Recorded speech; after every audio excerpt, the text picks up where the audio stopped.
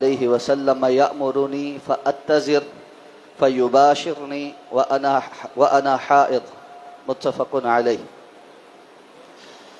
عن انس رضی اللہ عنہ ان اليہود كانت اذا حاضت المرأة فیہم لم یآکلوها فقال النبی صلی اللہ علیہ وسلم اصنعوا كل شيء الا النکاح رواہ مسلم۔ کتاب الطہارہ میں حیض اور استحاضہ سے متعلق احکام و مسائل پر گفتگو کا سلسلہ جاری ہے۔ دو احادیث مبارکہ آج آپ کے سامنے بیان کی گئی ہیں۔ ان احادیث کو بیان کر کے جو باب علامہ ابن حجر العسقلانی رحمہ اللہ ثابت کرنا چاہتے ہیں وہ یہ ہے کہ حیض والی عورت کیا کر سکتی ہے اور کن امور سے اجتناب کرنا چاہیے، اور اسی طرح اس کے گھر والے یا اس کا شوہر اس سے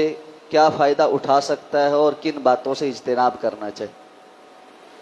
اور آگے عبادات سے متعلق بھی احادیث آئیں گی کہ وہ کون کون سی عبادات کر سکتی ہے اور کون سی نہیں کر سکتی۔ تو حضرت انس رضی اللہ تعالیٰ عنہ بیان فرماتے ہیں کہ یہود جب ان کے ہاں کسی عورت کو ایام مخصوصہ آ جاتے تو وہ اس کے ہاتھ کا کھانا بھی نہیں کھاتے تھے، نہ اس سے پانی لے کر پیتے تھے۔ تو رسول اللہ صلی اللہ علیہ وسلم نے ہمیں اس سے متعلق ارشاد فرمایا کہ حیض والی عورت کے ہاتھ کا کھانا پینا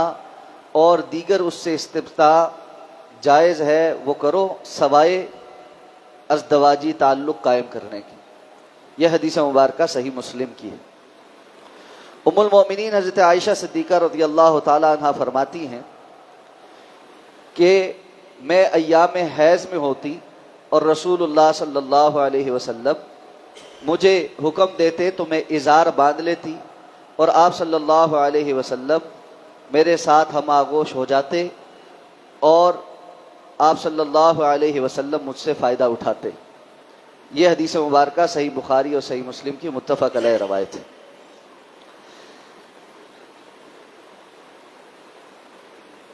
خاتون جب ایام سے ہو تو اس کا معنی یہ نہیں ہے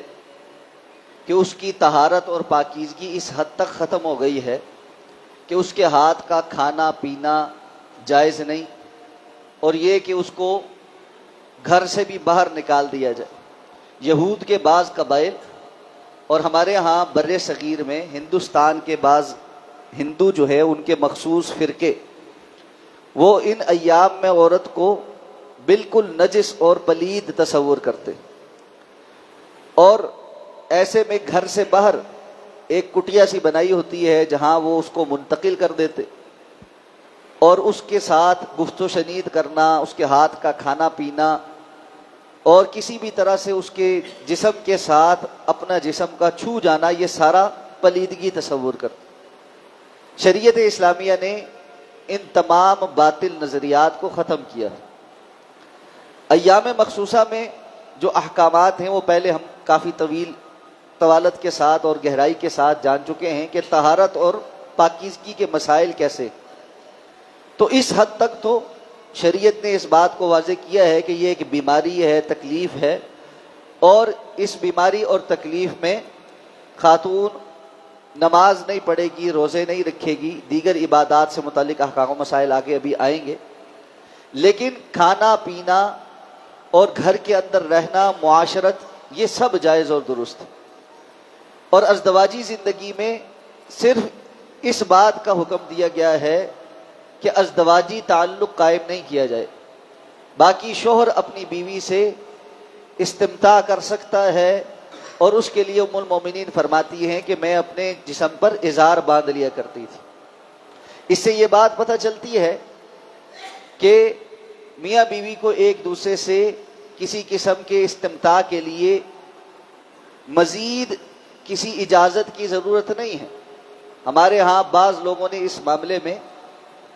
کچھ مسائل اپنی طرف سے سختی کے گھڑ لیے، اور ان مسائل میں سے ایک مسئلہ یہ بھی ہے کہ سوائے اولاد کی نیت کے باقی ازدواجی تعلق قائم کرنا یہ جائز اور درست نہیں. بعض نے اس کو مطلقاً حرام کہہ دیا اور بعض نے اس کو مکروہ تنزیہی یا مکروہ تحریمی تک کہہ دیا کہ یہ اگر مرد ازدواجی تعلق قائم کرتا ہے اور اس کی نیت اولاد کی نہیں اور وہ اس نیت کے بغیر انزال ہو جاتا ہے تو یہاں تک لکھ دیا بعض لوگوں نے کہ یہ تو اپنی اولاد کو قتل کرنے کے مترادف. اور ایسے میں ایسا شخص جس کے انزال ہوتا ہے اور اس نے ازدواجی تعلق اولاد کے نیت کے بغیر یا عزل کر کے اس کا انزال ہو گیا تو وہ گویا اولاد کو قتل کر رہا ہے. یہ ساری کی ساری باتیں کتاب و سنت سے ہٹی ہوئی باتیں اور حقیقی معنوں میں ازدواجی زندگی کی روح سے بھی ہٹی ہوئی باتیں. ازدواجی زندگی کا واحد مقصد اولاد کی پیدائش یا اگلی نسل کی پرورش نہیں ہے، بلکہ رسول اللہ صلی اللہ علیہ وسلم نے حضرت عبد الرحمن ابن عوف رضی اللہ تعالیٰ عنہ کو جب دیکھا کہ ان کے اوپر جو زعفران کی ایک زردی کے نشان ہیں جو عام طور پر وہاں عرب میں شادی نکاح کے موقع پر جو کچھ اس طرح ہمارے یہاں مہندی وغیرہ لگاتے ہیں وہ اس طرح اہتمام کرتے تھے، تو آپ نے فرمایا کیا تم نے نکاح کیا؟ تو انہوں نے فرمایا جی اللہ کے رسول میں نے نکاح کیا. تو اللہ کے رسول نے پوچھا کہ کنواری سے کیا ہے یا طلاق یافتہ یا بیوہ سے کیا ہے؟ تو انہوں نے فرمایا نہیں اللہ کے رسول کنواری نہیں، میں نے بیوہ سے شادی کی ہے. تو آپ صلی اللہ علیہ وسلم نے فرمایا کہ اگر تم کنواری سے شادی کرتے تو تمہارے لیے زیادہ بہتر ہوتا، تم اس سے لذت حاصل کرتے اور وہ تم سے استمتاع حاصل کرتے. یہاں اس حدیث مبارکہ میں آپ نے وضاحت کے ساتھ یہ بات فرمائی ہے کہ شادی کے مقاصد میں سے ایک مقصد یہ ہے اور یہ انسان کی فطری ضرورت ہے، تو اس کے اوپر غیر ضروری قدغن لگانا یہ ہمارے ہاں ایک بڑا معیوب سی بات ہے. ہمارے بر صغیر کے معاشرے میں ایک بڑی عجیب روایت یہ بھی ہے کہ اگر گھر کے اندر میاں بیوی آپس میں کوئی ہنسی مذاق کر لے تو بزرگ جو ہے وہ ان کے اوپر قدغن لگانا شروع کر.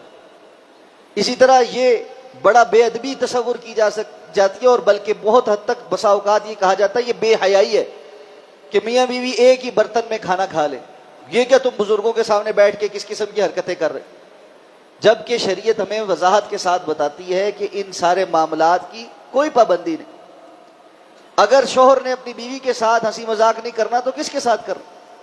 اور ماں باپ کو تو شکر ادا کرنا چاہیے کہ اولاد جو ہے وہ حلال رشتوں پر قائم ہے اور حلال پر کاربند ہے. ام المومنین حضرت عائشہ فرماتی ہے کہ میں اور رسول اللہ صلی اللہ علیہ وسلم ایک ہی برتن سے کھاتے پیتے تھے. آپ صلی اللہ علیہ وسلم محبت کے اظہار کے طور پر باقاعدہ وہاں سے گلاس سے پانی پیتے اس جگہ سے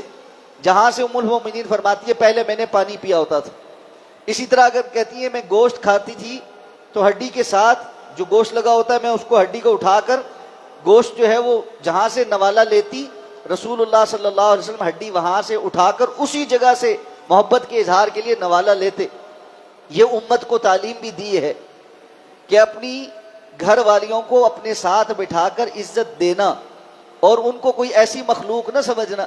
کہ جن کے ساتھ بیٹھ کر کھانا کھانے میں انسان کی کوئی شرف میں اور عزت میں کمی واقع ہو جاتی. تو یہ جو ہم نے بے جا قسم کی دین کے نام پر پابندیاں لگائی ہیں کہ یہ جائز نہیں ہے، یہ حلال نہیں ہے، یہ ایسے نہیں وہ ویسے نہیں، تو اس کا نتیجہ یہ نکلا ہے کہ لوگ یہ سارے معاملات جا کر ناجائز اور حرام تعلقات میں پورے کر رہے ہیں اور اپنے حلال تعلق کے اندر ان کے لیے کوئی چاشنی اور کوئی اٹریکشن ہی باقی نہیں. تو شریعت نے جو پابندی لگائی ہے اس پابندی کو ملحوظ خاطر رکھنا چاہیے. اور وہ پابندی کیا ہے کہ حدیث میں آ گیا کہ اللہ کے رسول صلی اللہ علیہ وسلم نے فرمایا کہ ان ایام میں نکاح کے علاوہ یعنی ازدواجی تعلق کے علاوہ باقی سب کچھ جائز، تو ازدواجی تعلق نہیں قائم کر سکتے. اسی کے ذیل میں شیخ ابن عثیمین رحمہ اللہ نے اس حدیث کی شرح میں ایک مزید اضافہ کیا ہے اور وہ یہ ہے کہ اگر کوئی شخص ایام میں مخصوصہ کے اندر ازدواجی تعلق قائم کر لے تو اس کے لیے کیا حکم؟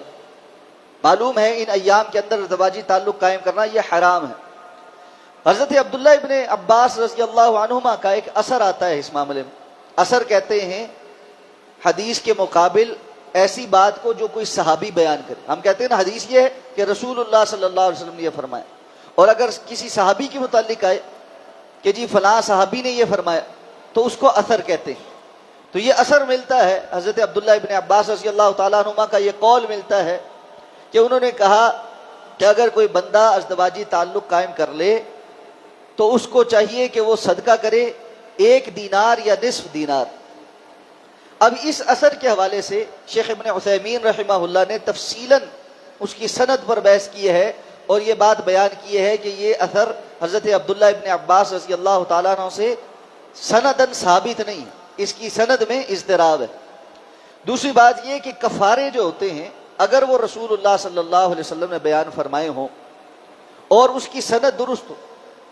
یعنی اگر یہ اثر سنداً درست ہوتا تو ظاہر بات ہے عبداللہ ابن عباس رضی اللہ تعالی عنہما رسول اللہ صلی اللہ علیہ وسلم کی طرف ایسی کوئی بات خود منسوب نہیں کر سکتے. صحیح سند کے ساتھ اگر کوئی صحابی کوئی کفارہ یا کسی چیز کا ایسا حکم بیان کرے جس کو بیان کرنے کا استحقاق صرف رسول اللہ صلی اللہ علیہ وسلم کا, تو محدثین کرام اس بات کو واضح کرتے ہیں کہ یہاں پر صحابی نے صرف نام آپ صلی اللہ علیہ وسلم کا نہیں لیا, وگرنہ انہوں نے یہ بات اللہ کے رسول سے ہی سنی, اس لیے کہ وہ اپنی طرف سے شریعت میں کوئی بات نہ اضافہ کر سکتے نہ کمی کر سکتے. تو چونکہ اس اثر کی سند ہی حضرت عبداللہ ابن عباس تک صحیح سند کے ساتھ نہیں پہنچتی, تو ساتھ بیان کرتے ہیں کہ متن میں بھی اضطراب ہے, اس لیے کہ کفارے میں کبھی یہ بات نہیں کہی جاتی کہ 1 دینار دے دے یا نصف دینار دے دے. کفارے میں اگر کوئی حکم ایسا ملتا ہے کہ اس کی جگہ یہ, تو وہ جنس مختلف ہوتی, مثلا یا صدقہ دے یا روزے رکھے یا غلام آزاد کرے, ایسے تو متبادل مل سکتا ہے, لیکن یہ متبادل کہ 1 دینار یا نصف دینار, تو یہ بات درست نہیں. اگر اس اثر کو ہم عبداللہ ابن عباس رضی اللہ تعالیٰ عنہما کے قول کے طور پر مان بھی لیں تو اس کا معنی انہوں نے یہ بیان کیا ہے کہ مستحب یہ ہے, بہتر یہ ہے کہ اگر کسی ایسی غلطی ہو گئی ہے تو وہ صدقہ کرے, اور اس صدقے کے لیے انہوں نے ایک اصول بیان کیا کہ 1 دینار یا نصف دینار صدقہ کر دے. اگر کسی کے پاس توفیق ہے تو وہ اتنا کر دے, کسی کے پاس اتنی توفیق نہیں تو وہ اس سے کم کر دے, لیکن بہرحال اس کو اپنی غلطی اور ندامت کا احساس ہوتے ہوئے صدقہ کرنا چاہیے. لیکن اگر کوئی بندہ استطاعت ہی نہیں رکھتا پھر اس کو توبہ استغفار کرنا چاہیے. لیکن یہ بات ذہن میں رہنی چاہیے کہ اس کو عادت اور معمول بنا لینا کہ ٹھیک ہے اس پہ تو کوئی سزا ہے نہیں ہے, بس توبہ استغفار کرتا رہوں, یہ درست بات نہیں. اللہ تعالیٰ سے اس دعا کے ساتھ اللہ سمجھ کر عمل کرنے کی توفیق عطا فرمائے. سبحانک اللہم و بحمدک نشہد ان لا الہ الا انت نستغفرک و نتوب الیک.